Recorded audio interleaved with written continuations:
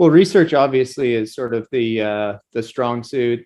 That's the big genesis of the great sort of moment, the idea that we can call the moment that was Challenger. It wasn't. Yeah, It wasn't born out of sort of sitting in a coffee shop and waiting for inspiration, right? Yeah, that's right. That's right. There was no bar napkins. There probably were bar napkins involved, but they were. We didn't draw anything on them. Yeah. But yeah, you're quite right.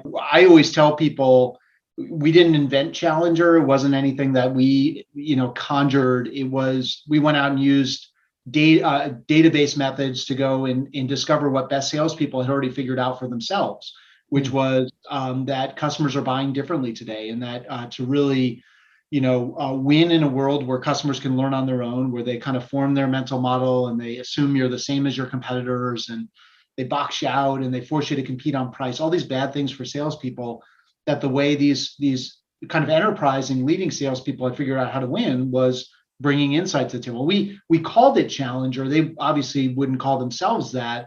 So we gave nomenclature to it, but we didn't invent it. And I've always thought, my favorite study in sales was always Neil Rackham's spin selling study, because Neil did the same thing, and you traveled around the world, sat in on I don't even know, it was 30,000 sales calls. He and his team did. I think it took them like 12 years to do this study, and that kind of ethnographic research, which I think is really powerful, to go and figure out what is it that these salespeople have figured out on their own? And it allows you to track what we call in research kind of the lead steer effect, which is, you've got this herd of salespeople, but there are a few who are out front and they see the obstacles and they see the opportunities before the rest of the pack. And so they pivot and they change their approach, and there's a lot that can be learned there. So, what they're doing today is what everyone will be doing in 5-10 years from now. And that's actually the same approach we use for the most recent book, which we could talk about as well, which is that ethnographic kind of study what actually salespeople are doing and let the data speak and tell us what's going on. There's kind of a thread that runs through some of your writing. It's in Challenger, it's in some of your other articles and so on. Yep. I believe if I read the back cover for the new soon to be released JOLT Effect, that it's there too, which is what unorthodox, counterintuitive, sort of turn your received view upside down observation. So when you've taken time and studied the craft and people doing it here and there and looked at it from either a data perspective or you were just saying an ethnographic perspective, are you looking for those surprises as you're observing, or are you just saying, nope, we're just going to gather a bunch of data and then we're going to figure out where the themes are? Yeah, it's a great question. I think you've got to, in some ways, chalk the field. So the new book is a great example. The JOLT Effect, we use if you will, the cover of the pandemic, where, as you and I both remember, probably not very fondly, March of 2020, when the world went lockdown, all sales became virtual overnight. And so we thought, well, this was a horrible experience for like the world over for many, many reasons. It also gave rise to some pretty innovative thinking. Like if you look at the work of the medical industry and pharmaceutical industry and the kind of the things they were able to accomplish in such short periods of time. And so we thought, boy, this is a golden opportunity as sales researchers, because to do what Neil Rackham did back in the 80s, to travel around the world, like nobody's going to foot the bill for that if they don't know what's going to come out of it. That was, I did the math, and that was roughly a $2 million project, I think, in today's terms, to travel around, sit in on all those sales calls. And so it's always been a difficult proposition because to study sales conversations, because sales calls, or the important sales conversations, have always historically taken place in the client's office, That's right. We don't get invited to those, and nobody's going to pay for my plane ticket to go to Singapore to sit in on those, as much as I would like them to. And so, that's always been the challenge. And the pandemic provided this golden opportunity where all sales, the mundane conversations, the really important ones, suddenly were happening on Zoom, on GoToMeeting, on WebEx, on Teams.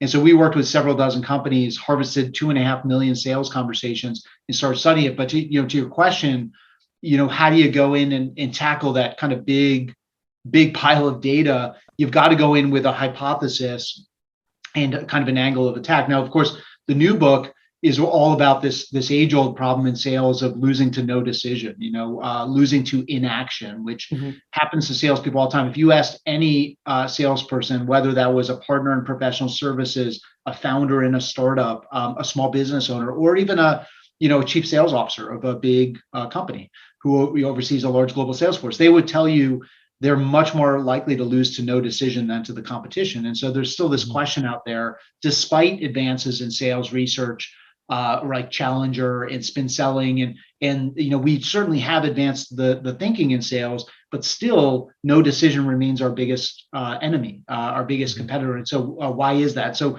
that was our lens that we looked at the data through. But you've got to go in, I think, in what we usually set out to do. And we did this with Challenger as well. I think the default hypothesis was that selling is about relationships, right? It's about needs diagnosis. It's about going in and understanding what's keeping your customer up at night. That was the conventional wisdom. So the if you will, the default hypothesis is always kind of what we all assume to be true. In the new book, the default hypothesis was when you lose to no decision, you're really losing to the status quo. You haven't given the customer a reason to abandon ship on what they do today, or you haven't given them a compelling enough reason to do something differently with you and your solution. And so that's the default hypothesis. But then we also construct a series of alternate hypotheses, right?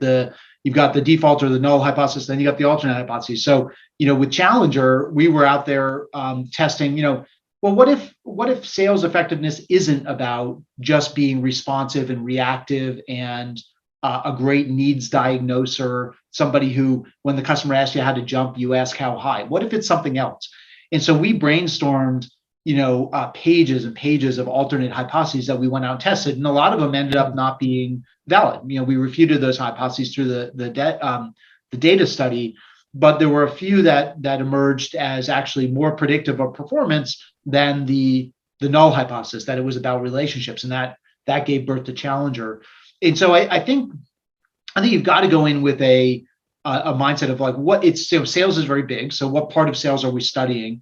And then what is the conventional wisdom around that part of sales? And then what are the alternate hypotheses that might allow us to either test or confirm that? I'll tell you, a lot of the stuff we find in the research is actually confirmation that the conventional wisdom is actually correct. It's not all wrong, but some of the big surprises, to your point, have been really, head snapping. That, boy, we've been telling our salespeople this for years and years and years, and it turns out when you test it with data, it's not really true. And so I think sometimes those moments give rise to kind of a pivot in the industry, right? It changes the way we all think, and then the conventional wisdom starts to steamroll and snowball again, and then you need to kind of go back and test, is it still right or not?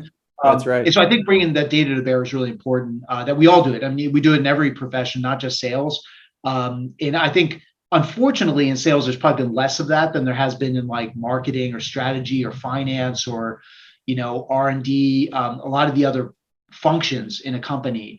Yeah. And I think sales has been kind of the domain of a lot of conventional wisdom and hearsay, unfortunately.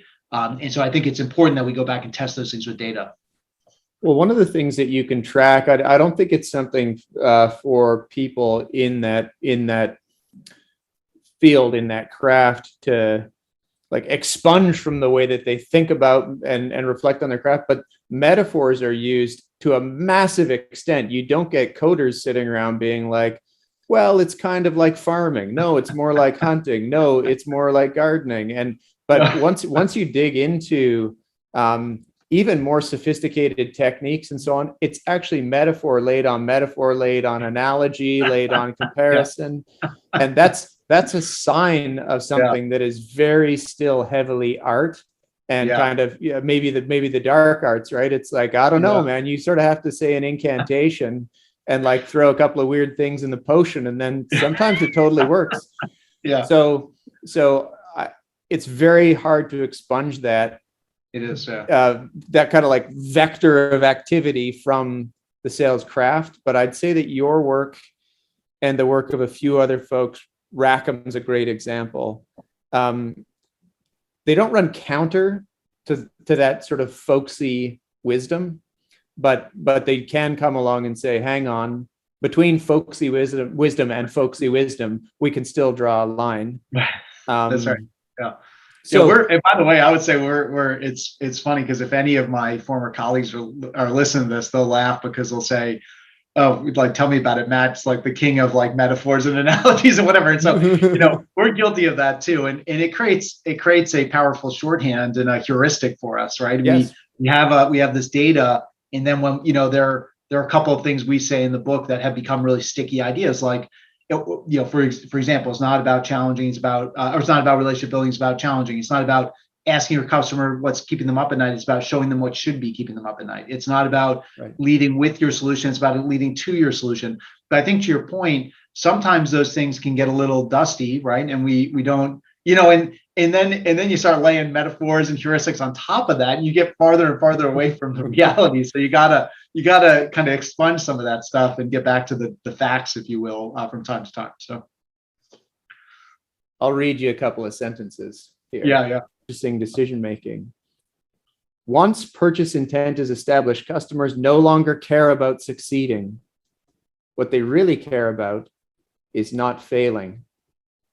Yeah, well, and of course they still care about succeeding, which is the thing about it. I was playing sorry before I react to that, because it's that's from the flap copy of the new book, The JOLT Effect, and that's right.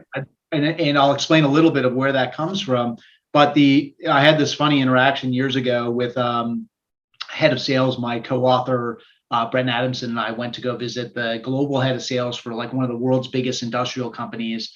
And we had this sit down with him talking about the research. And at the end, as he was kind of walking us out of his office and thanked us for our time, he said, we handed him a signed copy of the book, and he thanked us for coming. And he said, I love this research, really, really thought-provoking, very insightful. But why did you have to call it Challenger? Why didn't you? Because what you guys are really talking about is building a different kind of relationship with the customer. Why didn't you just call it the new relationship builder? And I said, well, then if we had, you wouldn't have read it. And he said, yeah, fair enough. So, so I think there's some of that too. Now, I think there's a danger in sometimes those things can be a little bit clickbaity, right? And then it's like, well, you get in there and it's like, well, what you're really saying is this. But I think sometimes those are the things that create those sticky ideas, those sticky messages that pull people in to then learn about what's going on. Now, the blurb that you read from the JOLT Effect, I'll say a couple of things. One is we actually did find in the data, 2.5 million sales calls, and we looked at hundreds of thousands. We use a machine learning platform from a company called Tether, where my co-author Ted McKenna and I spent about 4 years. A very powerful conversation intelligence platform, and it allowed us to transcribe that unstructured audio and then turn that unstructured audio into unstructured text through transcription, and then study it with machine learning. And what we looked at were hundreds of thousands of phrases and utterances. And I'll tell you, the one that was most correlated with lost deals was actually not no, it was I need to think about it. That was statistically true. So it is literally the kiss of death in sales. And what's so interesting is the wrinkles that you start to realize when a salesperson here's the conventional wisdom, the default hypothesis. When we in sales hear that, I need to think about it. Let's say a customer says to you, hey, I agree our status quo is suboptimal. I totally agree your solution looks really compelling. Love what you guys are doing. Let's move forward. And then they do what customers always do, which is they start to get cold feet. They start to backpedal. They start to waver. They start to straddle the fence a little bit, waffle on the decision. What do salespeople do in that moment? They assume that the only reason the customer is wavering is because you haven't proven to them that the status quo is a burning platform that they've got to abandon, or you haven't proven to them or that your solution is a more compelling alternative. So what they do is they go back to the well and they just hammer that messaging. Because what other reason could a customer who said they want to move forward, who is now getting cold feet, what other reason could there be? And what we found was in the data, so that's the conventional wisdom, is your only enemy, your biggest and only enemy in sales is actually the status quo. In that losing to no decision, losing to inaction. When the customer says, I need to think about it, you are actually, in fact, losing to the status quo. What we actually found in the data was that there are two reasons that deals can be lost to inaction. In one of them, and it turns out the less frequent of them, is that the customer actually prefers their status quo. Turns out that was only 44% of the time that the customer reverted back to their status quo and said, you know what, you haven't convinced me that the current state is suboptimal, nor have you convinced me that your solution is a more compelling alternative.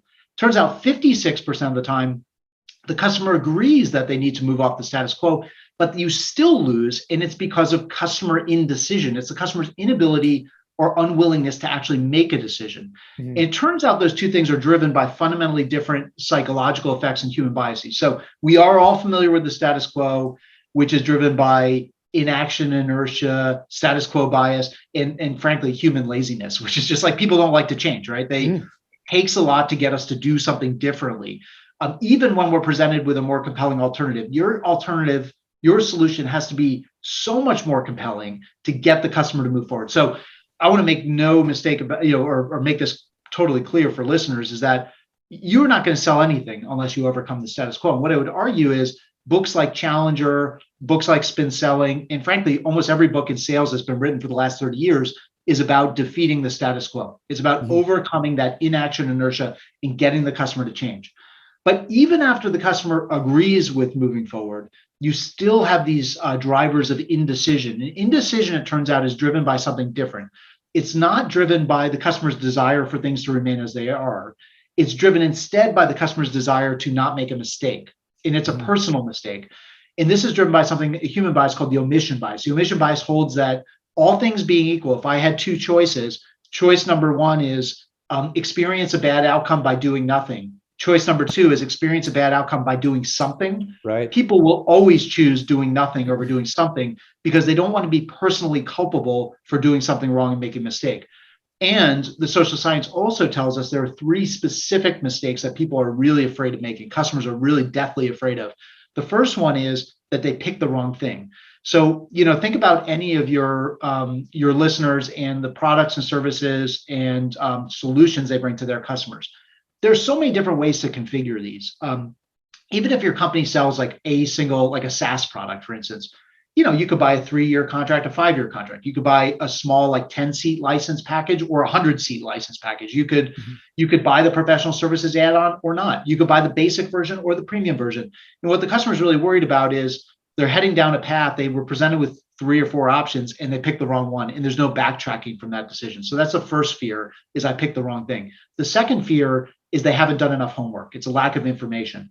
So we hear this all the time in sales, the customer feeling like, I am not smart enough on the thing I'm about to buy. And that fear only goes up as the decision is more expensive and it's more risky and it's more disruptive. They will pump the brakes and say, I need to go talk to more people. I need to do more reference calls. We need to do more demos. I need to go do more research. And the last one is called outcome uncertainty. Outcome uncertainty is when the customer feels like, despite all of your value stories, despite all of the great reference calls they did, despite all the proof points and the ROI calculators and the wonderful proposal you put on the table, there's a sneaking voice in the back of their head that's saying, what if we're the one customer for whom this thing goes totally sideways? And when it does, somebody's head's going to roll. And you know whose head's going to roll? The person whose name is on the DocuSign. That's whose head is going to roll. And so those three fears, I picked the wrong thing, I haven't done enough homework, or I am going to be personally left holding the bag on this and not get what I paid for, those have nothing to do with the status quo. They're not about a preference for the status quo. They're about personal fears of making a mistake. And so in the book, we talk about, look, overcoming the status quo is really important. You got to do it if you're going to sell anything. And it is about showing the customer you're going to win by buying our solution. But then you've got to switch from beating the status quo to overcoming indecision. And overcoming indecision is not about dialing up the fear of not purchasing or showing the customer how they'll succeed. It's about dialing down the fear of purchasing and showing the customer that they won't fail. And so those are the two playbooks we've realized that, in sales, we've always ever been taught that there's only one playbook you need, which is overcome the status quo.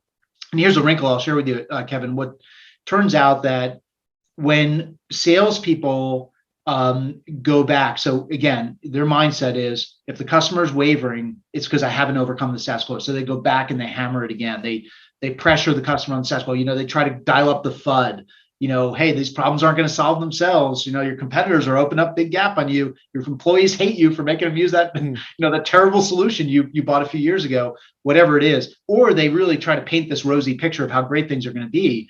And that happens in inordinate amount of time. Turns out 75% of the time where we detect in sales conversations signs of hesitance, signs of wavering, and we can pick up these emotions in these conversations that are indicators of indecision. And when salespeople start to hear this stuff, they go back to hammering the status quo. 75% of the time that happens. So 3/4 of sales calls where indecision is present, they go back to the status quo. And it turns out that backfires about 84% of the time. And the reason is that a lot of those customers, 56% of them to be exact, are not struggling because they prefer the status quo. They're struggling with those personal fears we just talked about. Right. And so if you go back and you try to hammer the status quo with the customers worried about something else, all you're doing is giving them more stuff to be worried about. And so you're increasing the odds that the deal will be lost to no decision. So in many respects, we're our own worst enemies in that regard. So when you get down to, say, the individual cut and thrust of a single engagement, not the aggregate of several million, but one, how do you navigate that? I mean, those are the dark little twisty corners of somebody's mind. You can't what do reps do? Do they say, hey, I anticipate you're struggling with any one of three, sort of phobias over there. Let me describe them. You say 1, 2, or 3 when I get it right. Yeah, I'm gonna put you down for number 2. Yeah, just say get it warmer, and then say hot when I nail it. So what's the guidance for if you're actually on the front line trying to put this? We recommend all salespeople. We got to get one of those skull caps with the probes on it that tells us how our customers feeling. Yeah. So the book, the JOLT Effect, is actually, most of it's about this framework we discovered, 4 specific behaviors that high performers have figured out, which then get pretty tactical about how do you navigate this stuff, to these dark corners and recesses of the customer's mind, as you said very well. JOLT is an acronym. We like it because it stands for the 4 behaviors, but it also says what's happening, right? We're prodding the customer out of their inaction. So the J is judge the level of indecision. And we can go back through these really quickly, but the O is offer your recommendation. The L is lead the exploration. And the T is take risk off the table. Now, if we go back through those, judge the level of indecision. So this goes exactly to your point here. What we found through a series of interviews with high performers is that we always knew that high performing salespeople don't chase garbage trucks. Like, they're very good at finding bad fit opportunities and disqualifying them up front. But what we didn't know is that they disqualify opportunities not just on their ability to buy, but also on their ability to decide. Mm-hmm. And so high performers, through a series of interviews, told us that there are a few specific things they're listening for that indicate to them the depth of the customer's indecisiveness. A couple of examples. So one is, this is remarkable to us. We ran several dozen interviews with high performers, and almost everyone pointed out that, there's a big difference between a customer who postpones a call that was scheduled for Monday for Wednesday or Friday, and a customer who says, you know what, priorities are shifting. Let's pick up the conversation next quarter or next year. The first example is customers procrastinating. And unfortunately, every person procrastinates a little bit, and customers are very guilty of this. The second example is an example of a customer who's avoiding the decision entirely. And the problem there is the customer, to your point, doesn't even realize that that's what they're doing. They think they're doing the right thing by saying, you know what, Kevin, let's pick up this conversation next quarter. We're really busy over here. Priorities are changing. I just got a new boss. We just bought this, executed this M&A transaction. Let's pick it up next quarter. I think it'll be the right time for us. And what they don't realize is that what they're actually doing is just avoiding making a decision entirely. But gifted salespeople know that that is something that goes either out of your pipeline or to the very back burner. At the very least, not to forecast it to close anytime soon, because there's something else going on that's holding the customer up. Another example would be ability to make trade-offs. These salespeople told us, look, my solution, I'm very proud of my company's solution, our products and services, but we're not the best at everything. And our competitors are actually better at some things. And when a customer is not willing to cede that certain things are unimportant to them, that they've chosen us because we excel in the things that are important to them, If they're not willing to rank order the attributes, right, from 1 to 10 and say, you know what, these other ones over here, I know your competitors are better, but those things are not important to our business. That is not a customer who's going to make a decision anytime soon. If they hold my feet to the fire on things that I've told them we are not as good at and want us to be just as good as everyone else, that customer is what psychologists would call a maximizer, not a satisficer, right? They're not content with good enough. They want everything to be top of the line, right? Another example of somebody who will never make a decision.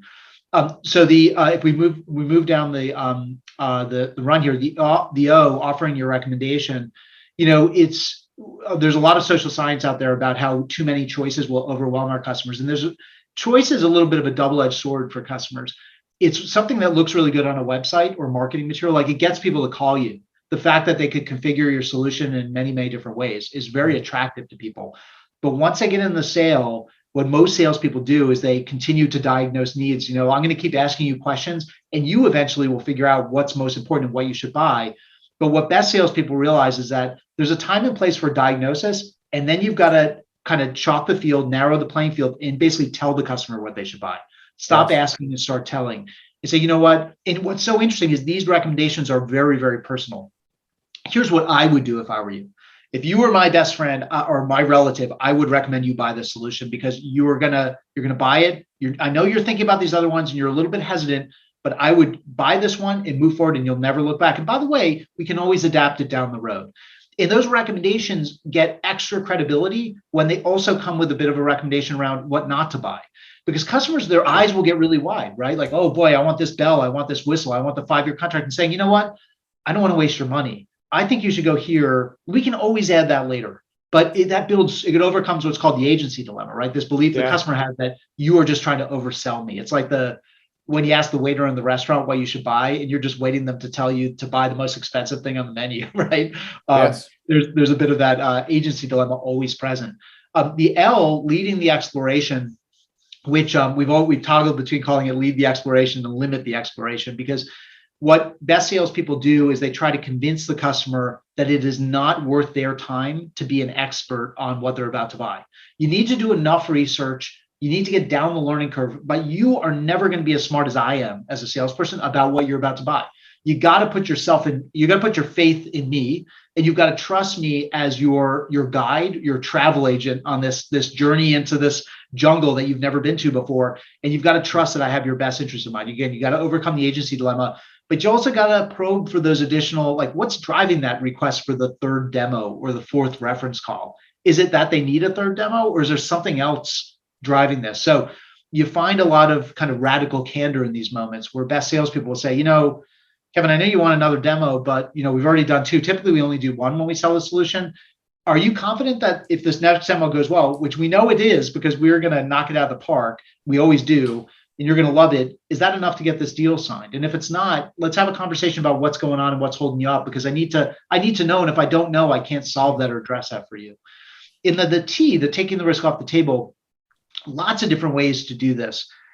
Customers will feel like they're especially when the solution is risky or expensive or disruptive. Think about a GC about to buy engage a new law firm for a matter that they've always used another external counsel. They're about to send a matter to a counsel they've never used before, a firm they never used before. That's a very risky decision, right? And giving them, or customers about to buy, you mentioned you have a lot of listeners who are more in the startup space, and startup founders see this all the time. You're about to buy something that's kind of unproven, right? It sounds really cool, but it's expensive, it's risky, it's disruptive. If it backfires, I'm going to be left holding the bag. And so we've got to create that safety net for our customers. And this can be done in lots of different ways. We see, in simple sales, prorated refunds or performance guarantees or opt-out clauses are pretty common.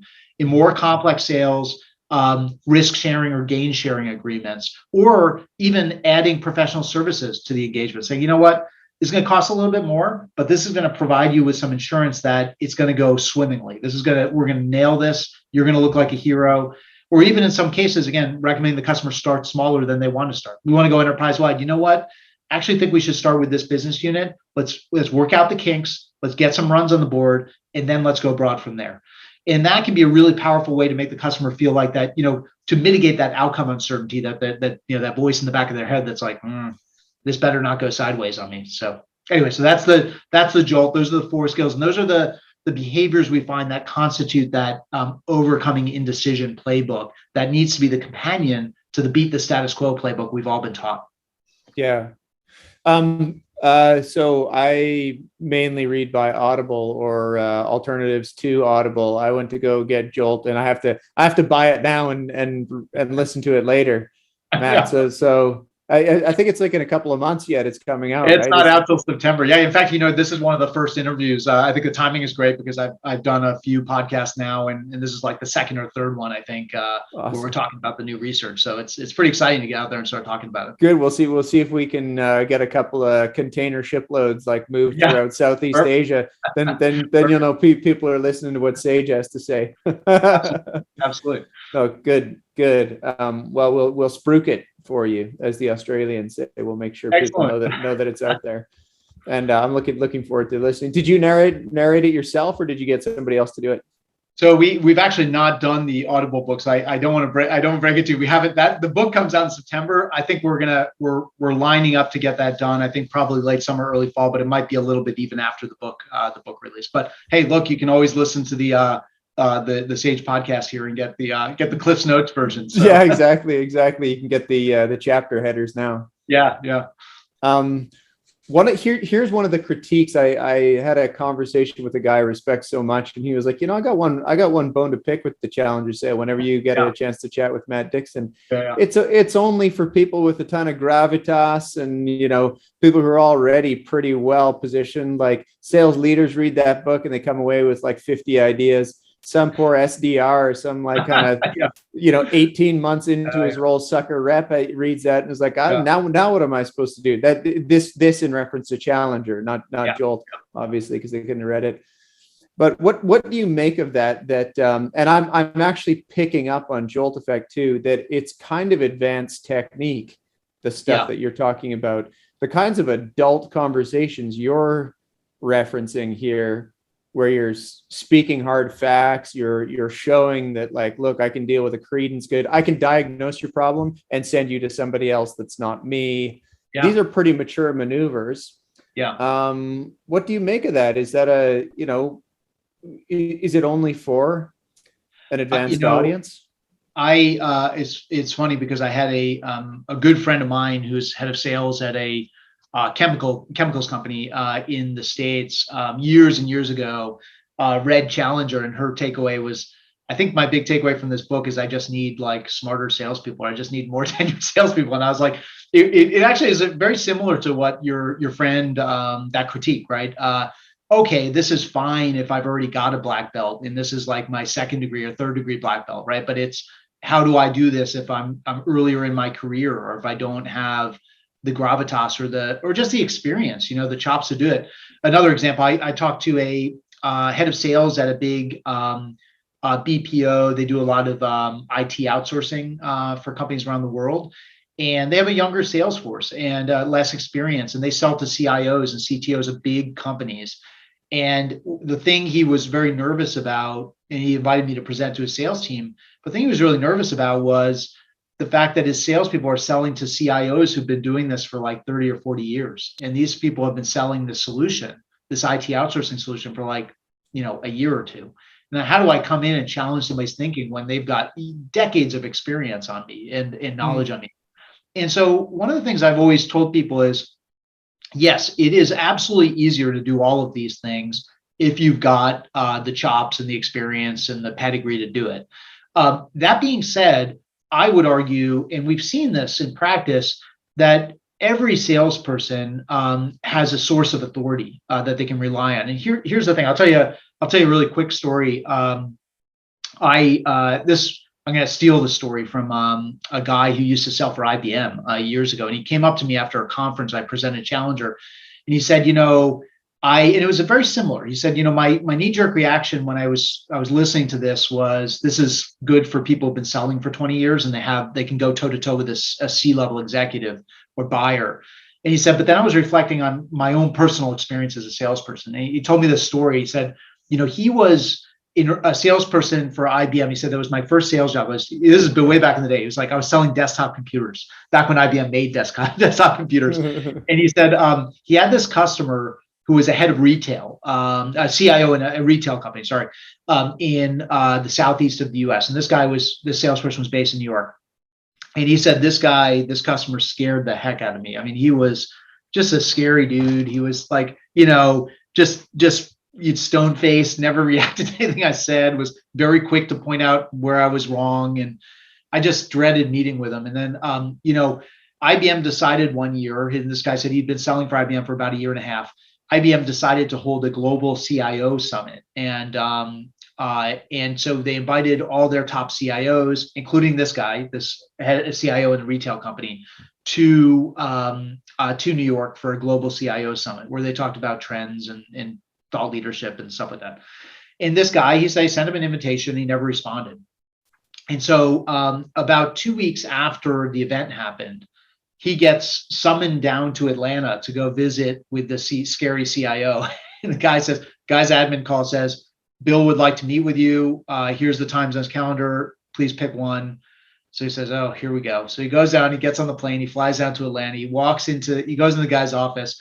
And, I have this image of like Dr. Evil in this really high back chair. And he's like, he's got his back to him. And he's like, the CIO is like, the nervous young sales rep is sitting there with his briefcase, and the CIO is busy like yelling at some vendor about something. And he spins around in his chair and he looks at this guy who's telling me the story. He looks him in the eye and he says, why didn't you call me to debrief me on the CIO summit that you guys had? And he said, well, I sent you an invite, but you never responded. And I just assumed it wasn't a good spend of your time. And then the guy says, he looks at the computer, the IBM computer on his desk. And he said, listen, I buy from you guys, not because of what's in there. And he points at the computer, but he said, I buy from you because of what's in there. And he points at the guy's forehead, right? And he said, if you ever do that again, I'll go find somebody else. He said, I can buy this stuff from anybody. I buy from you guys because you guys are a window into what are other people like me doing, right? How are they taking advantage of your products and services? What are they worried about? What are the risks they're trying to mitigate? What are the opportunities to drive new value with IT in their businesses? So bring those ideas to me. And this guy told me, he said, it dawned on me then that I actually knew more about what CIOs like him were working on and what they're worried about. And I was going to talk to more of them in a week than this guy's going to talk to all year. And so, no, I'm a new sales guy. I don't have the experience, but I know something that he doesn't. I know what his peers are worried about. And that is my source of authority. Doesn't mean I'm going to tell him his business, but I can be a window into the outside world for him. So that was I think that story is one I'd share back. And I tell, newer in their career salespeople this all the time. It can be daunting to think about this. Like you said, great example, by the way, offering a recommendation around the JOLT effect. Sometimes that recommendation is like, you know what, our competitor is better at this than we are. Yeah, I know some people over there. I'd be happy to make the connection. Like that is a gutsy kind of play for a salesperson. Or, when that customer asks for that third demo and every salesperson in the world is going to say yes, for you to say, you know what, can you help me understand what's driving that request? Because we knocked the last two out of the park, and I'm not sure another one's going to really change things. And I don't want to waste your time or our time, candidly. And I feel like there's something else going on. Having that conversation introduces tension. It's a hard conversation, but I think it's something that all of us can get good at, even if we're earlier in our careers. Again, recognize your source of authority and be comfortable in that. Doesn't mean you need to know more than your counterparty, the customer, but it means you do know a lot and you have a lot of value to deliver. I got one more question for you, but there's there's one question before that question. Okay. That's my cheeky cheat. The last one is where everybody can find you, where they can get the book, where you want them to look you up. But what are you reading these days? Oh gosh, great question. So I am actually a historical. I like reading historical books. I recently read a couple of books about. This is crazy, but I don't know if your guys have ever read this, but or your listeners, but there's a team of underwater explorers who've been. There's one, and I'm blanking on the titles now. You're putting me on the spot. Actually, if I had my Kindle next to me, I'd pull it up. But there's a book about. That's okay. In 13 minutes, you're gonna just be able to like list off the titles. Like yeah, it'll come to me as soon as we get off this, right?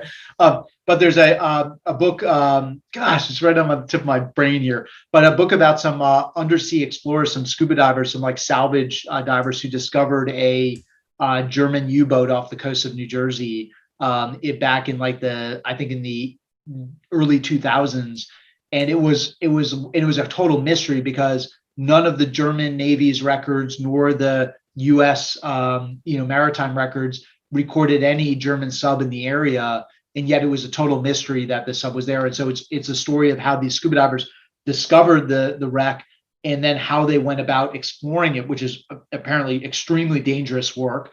A number of people died during the expedition, but how they explored it and how they looked for the evidence on the ship to prove that it was a certain U-boat that had gone kind of dramatically off course, and the German Navy had lost contact with it and then ended up off the coast of New Jersey and sank.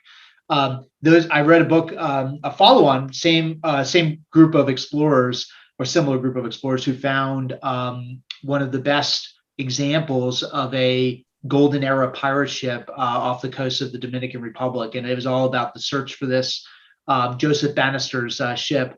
He was a rogue British naval officer who suddenly turned pirate. And he took his ship and he turned pirate. And it was about the search for his boat, which was I think one of the last great underwater discoveries in the Caribbean that hadn't yet been made. And it was a sort of intrigue story about how there were multiple scavenger crews trying to find it at the same time, and how these guys came upon it in the unique way they explored for it. So anyway, I find that stuff really kind of riveting. So I'm a little bit of like a history buff in that sense.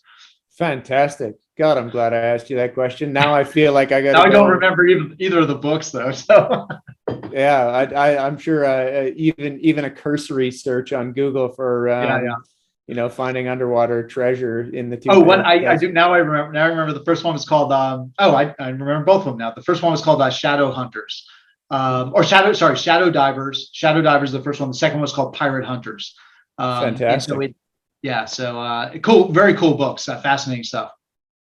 Okay, awesome. Well, they're gonna go on my own little hunting list now. Matt, thank you for your time.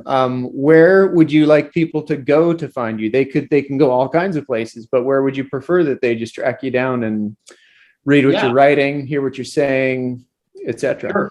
Yeah. So I obviously on LinkedIn, you can send me a message and connect with me there. Tell me you heard me on the show. And another place you can go learn more about what we're doing is our company's website. It's DCM Insights. And it's dcminsights.com, and it has a little bit about our company. I think I mentioned to you earlier, we're sort of in this pivot phase. We're trying to get out of this. We're doing a little bit of arms and legs work, and we're trying to get to more of a subscription model, which we plan to launch a little bit later this year.